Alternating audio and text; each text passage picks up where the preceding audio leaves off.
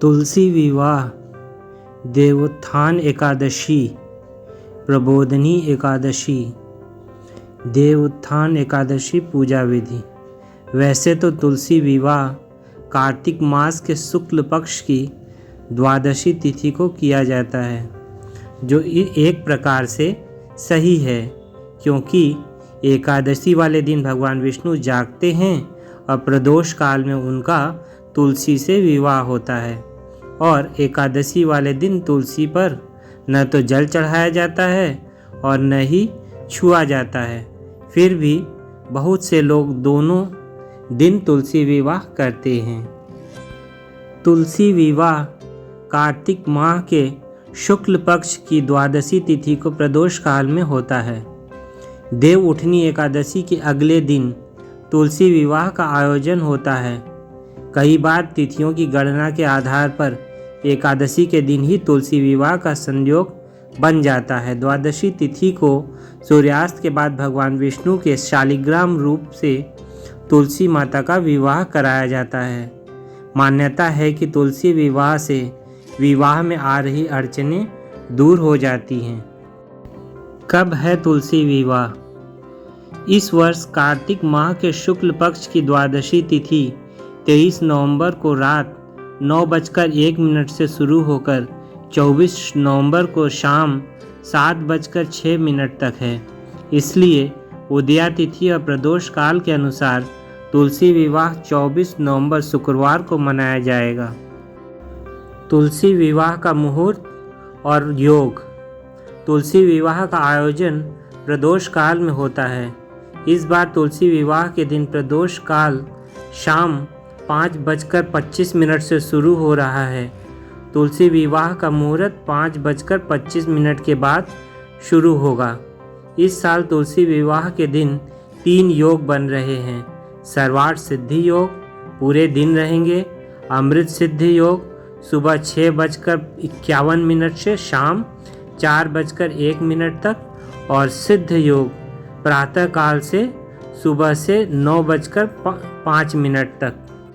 तुलसी विवाह सामग्री सूची। तुलसी का पौधा, चौकी, भगवान विष्णु की मूर्ति, मूली, आंवला, शकरकंद, सिंघाड़ा, मूली, सीताफल और अन्य फल, मंडप तैयार करने के लिए गन्ना, धूप, दीप, अगरबत्ती, पकवान और मिठाई, माला, फूल, हल्दी, घंटी, मौली, वस्त्र, लाल चुनरी, सुहाग सामग्री, सिंदूर, चूड़ियाँ और बिंदी। तुलसी विवाह का महत्व। पौराणिक कथा के अनुसार असुरों के राजा जलंधर की पत्नी वृंदा भगवान विष्णु की परम भक्त थी। जलंधर के वध के लिए भगवान विष्णु को वृंदा का पतिव्रत धर्म भंग करना पड़ा। जलंधर की मृत्यु के बाद वृंदा ने शरीर त्याग दिया। वृंदा ने जहाँ अपना शरीर त्यागा वहाँ तुलसी का पौधा उग आया। भगवान विष्णु ने वृंदा को वरदान दिया कि उसके शालिग्राम रूप से विवाह होगा और तुलसी के बिना उनकी पूजा अधूरी रहेगी। इसलिए कार्तिक माह के शुक्ल पक्ष की द्वादशी तिथि को तुलसी का शालिग्राम से विवाह कराया जाता है। तुलसी विवाह पूजा विधि। तुलसी के गमले को सजाएं, उसके चारों ओर गन्ने का मंडप बनाकर उस पर सुहाग की प्रतीक चुनरी ओढ़ाएं। गमले को साड़ी से लपेटकर तुलसी माता को चूड़ी पहनाकर श्रृंगार करें। गणेश जी सहित भगवान शालिग्राम और तुलसी की पूजा करें। नारियल पर दक्षिणा रखकर चढ़ाएं। भगवान शालिग्राम की मूर्ति का सिंहासन हाथ में लेकर तुलसी जी की 7 परिक्रमा करवाएं। धूप दीप के बाद आरती करें और विवाह के मंगल गीत गाएं। कार्तिक महीने की देव उठनी एकादशी को पूरे 4 महीने तक सोने के बाद जब भगवान विष्णु जागते हैं तो सबसे पहले तुलसी से विवाह करते हैं। भगवान विष्णु को तुलसी बहुत प्रिय हैं और केवल तुलसी दल अर्पित करके श्रीहरि को प्रसन्न किया जा सकता है। जो लोग तुलसी विवाह संपन्न कराते हैं उनको वैवाहिक सुख मिलता है। राक्षस कन्या वृंदा को दिए गए आशीर्वाद के अनुसार भगवान विष्णु ने वृंदा से विवाह करने के लिए शालिग्राम के अवतार में जन्म लिया। प्रबोधिनी एकादशी के दिन भगवान विष्णु ने शालिग्राम के अवतार में तुलसी से विवाह किया था। इसलिए हर साल प्रबोधिनी एकादशी को तुलसी पूजा की जाती है। देव उठनी एकादशी पर भगवान विष्णु समेत सभी देवता अपनी योग निद्रा से जाग जाते हैं। इस दिन व्रत रखने का खास महत्व होता है। हर साल ये पर्व कार्तिक मास के शुक्ल पक्ष की एकादशी को मनाया जाता है। देव उठनी एकादशी को देव प्रबोधिनी एकादशी भी कहा जाता है। हर साल ये पर्व कार्तिक मास के शुक्ल पक्ष की एकादशी को मनाया जाता है। इस तिथि पर भगवान विष्णु, माता लक्ष्मी और तुलसी की पूजा का विधान है। कई जगहों पर इस दिन तुलसी का विवाह शालिग्राम से कराने की परंपरा रही है। इस दिन रात के समय अपने पूजा स्थल और घर के बाहर दीपक जलाने चाहिए और घर के सभी सदस्यों को भगवान विष्णु समेत सभी देवी देवताओं का पूजन करना चाहिए। देवोत्थान एकादशी व्रत के साथ साथ देव उठाने का भी विधान है, जिसमें चरण चिन्ह बनाए जाते हैं। मंगल गीत गाते हुए भगवान को जगाते हैं। मौसमी फल और सब्जियों को रखकर पूजा की जाती है। 11 दीपक घी से बनाकर शाम को हर जगह जलाते हैं। भगवान विष्णु को जगाने का मंत्र। उत्तिष्ठ गोविंद त्यज निद्राम जगतपतये त्वयि सुप्ते जगन्नाथ जगत सुप्तम भवेदिदम। उत्थिते चेष्टते सर्वमुक्तिष्ठोत्तिष्ठ माधव गता मेधा व्यच्यव निर्मलम निर्मलाधीशः शारदानि च पुष्पाणि गृहाण मम केशव। इस दिन गेरू और सफ़ेद खड़िया का पेस्ट तैयार करें। फिर शाम को उत्तर पूर्व दिशा या घर के आंगन को साफ करके गंगा जल छिड़क कर चौकी पूरिए और दीवार या आंगन में गेरू खड़िया के पेस्ट से देव बनाइए। देवोत्थान बनाने के लिए नीचे दिए गए चित्र का प्रयोग करें। चित्र बनाने के बाद सभी फल सब्जियों को उनके आसपास रखें। देवोत्थान बनाने के बाद उसके आसपास सभी पूजन सामग्री रखें। बीचों बीच गेहूं से भरा पात्र रखें, उस पर एक दीपक रखें और सभी सामग्री को एक बड़े बर्तन से ढक कर रखें। ये सारी तैयारी पूजन मुहूर्त से पहले करें, जैसे शाम को 4-5 बजे के आसपास। एक जल का लोटा अवश्य भर कर रखें। देव जगाने का प्रोसेस पूरे परिवार के साथ करना चाहिए। घर में सकारात्मक ऊर्जा बनी रहे, इसके लिए हर त्योहार को पूरे परिवार के साथ मिलजुल कर मनाना चाहिए। शाम को गोधूली वेला में शंखनाद करते हुए उस बर्तन को हटाएं।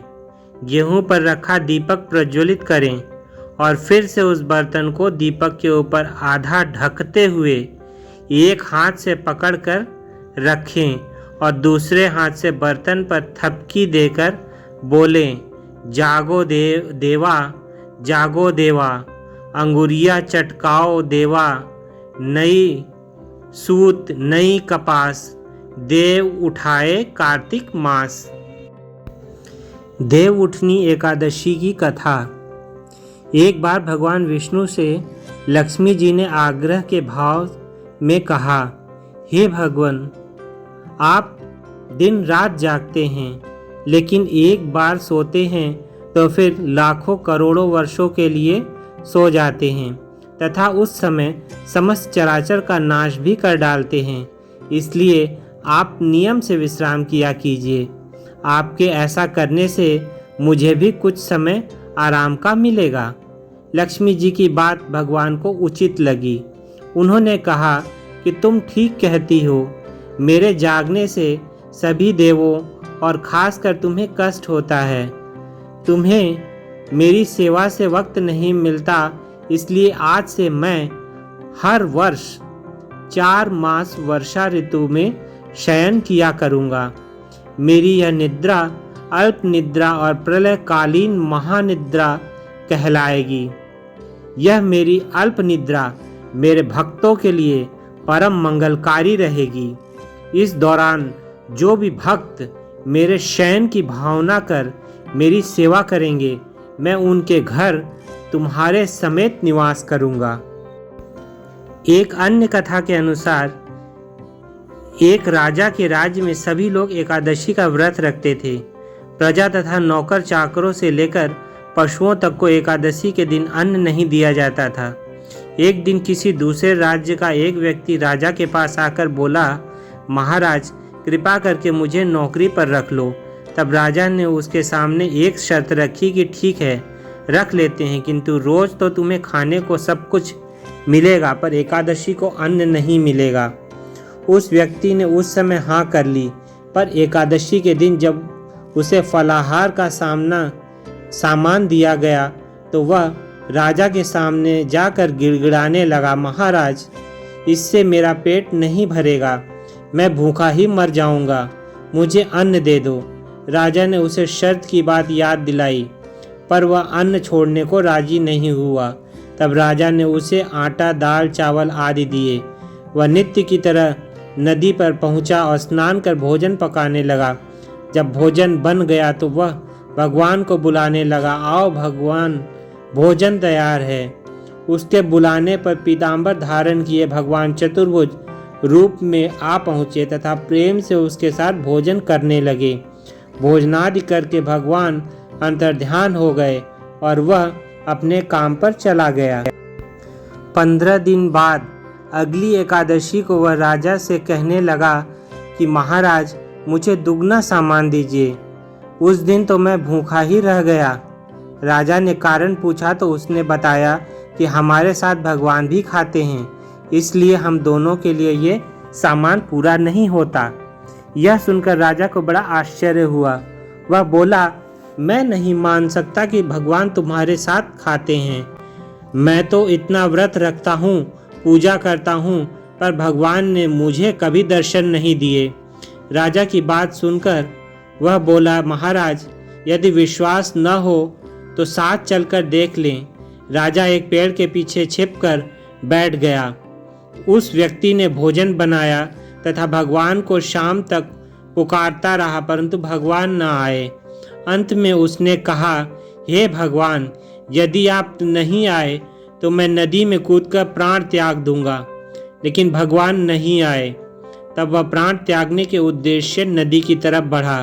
प्राण त्यागने का उसका दृढ़ इरादा जान शीघ्र ही भगवान ने प्रकट होकर उससे रोक लिया और साथ बैठकर भोजन करने लगे। खा पीकर वे अपने विमान में बैठकर अपने धाम ले गए।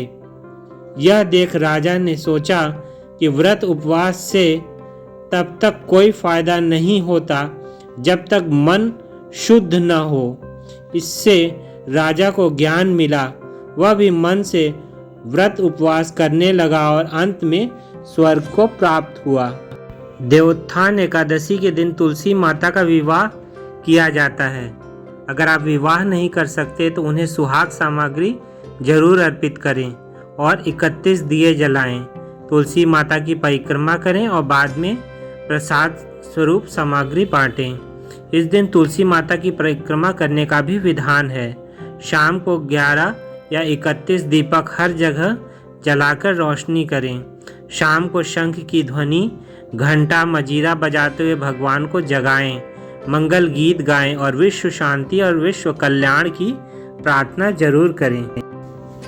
एकादशी व्रत के दौरान चावल का प्रयोग नहीं किया जाता।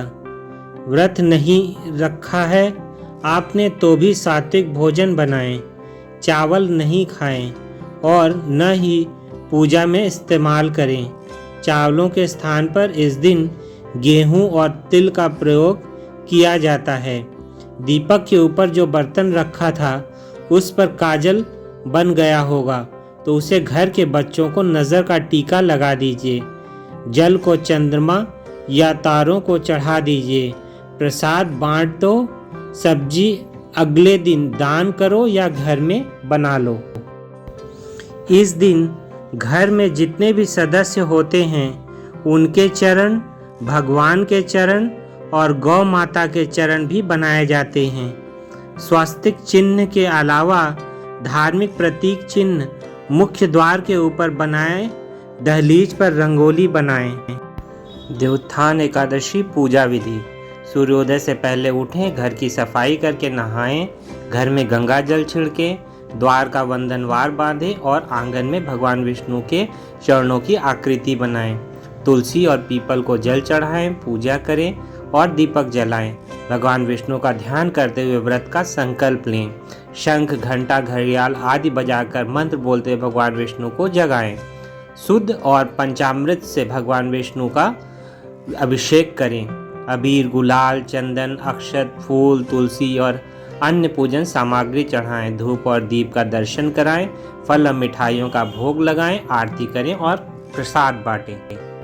एक अन्य पूजन विधि के अनुसार तुलसी विवाह के दिन प्रातःकाल स्नानादि का स्वच्छ वस्त्र धारण करें। तुलसी विवाह पूजन संध्या काल में की जाती है। तुलसी विवाह के लिए एक चौकी में वस्त्र बिछाएं और उसमें तुलसी का पौधा और शालिग्राम को स्थापित करें।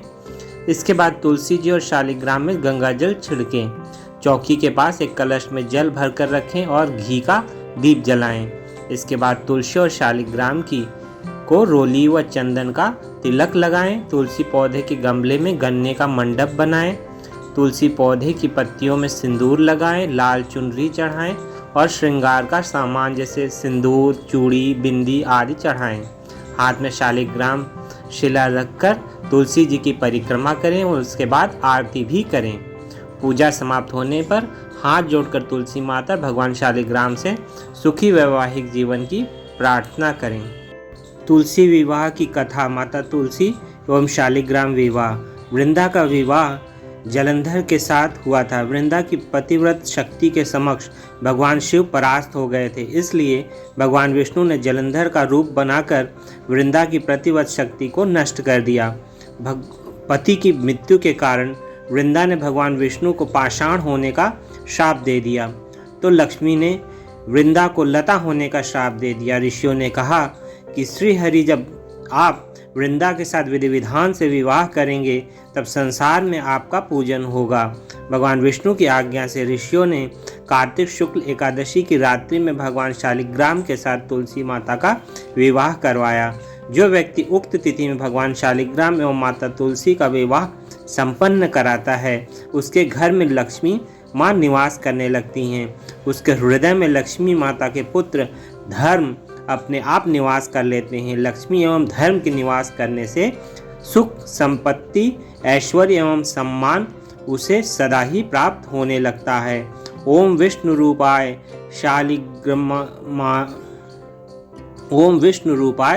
शालिग्रामाय लक्ष्मी रूपाय तुलसीकाय ओम मंत्र का जाप करने से भगवान विष्णु एवं लक्ष्मी उसके ऊपर सदा प्रसन्न रहते हैं।